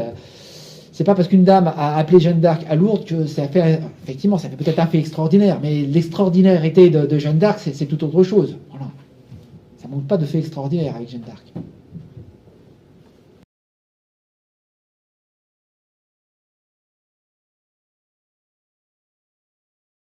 Jeanne d'Arc, il faut bien voir qu'à Rouen, lors du procès, c'est le camp anglais qui détient Rouen. Et donc, elle est brûlée là, mais les Normands sont du camp français. Voilà, ils sont occupés. Il y a eu trois tentatives faites par les Normands, notamment à Rouen, pour essayer de se débarrasser du joug anglais. Voilà. Donc elle est brûlée à Rouen, mais elle est considérée comme une sainte rapidement par la population locale. Puis il y a quelques faits historiques également. Alors peut-être un fait historique bon que vous connaissiez, c'est que Charles VII donna quand même à Jeanne d'Arc un privilège exorbitant au sens à l'époque, c'est-à-dire qu'il anoblit Jeanne et également il permet à Jeanne que sa descendance ou sa descendance de ses frères et sœurs soit anoblie. C'est-à-dire que d'habitude en ce temps-là, pour être noble, pour un homme, si vous naissez noble, on est noble, c'est tout. Ou le roi nous anoblit. Pour une femme, il faut épouser un noble. Là, c'est pas pareil. Ça permet aux hommes, en se mariant avec des nièces de Jeanne d'Arc, de s'anoblir. Et donc, beaucoup de Normands, entre autres, se sont anoblis comme ça, en épousant des descendants des frères et sœurs de Jeanne d'Arc.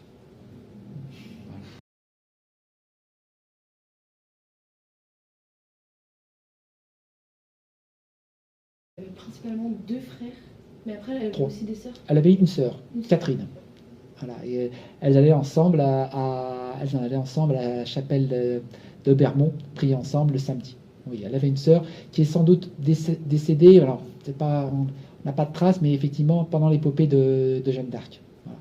Elle avait trois frères, Pierre, Jean et Jacques, je crois.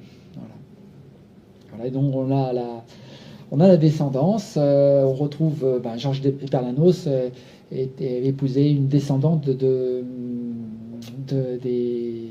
frères de Jeanne d'Arc. Oui. Voilà. Donc par exemple, il y a le comte de Malaisie, puis qui descendait de Jeanne d'Arc. Il y a plusieurs personnes. C'est assez long à décrire, mais c'est vrai qu'il y a encore donc des descendants de Jeanne d'Arc, par les femmes, uniquement par les femmes. Voilà, je pense qu'on a fait le tour. Merci beaucoup, Yann. Je vous applaudis encore.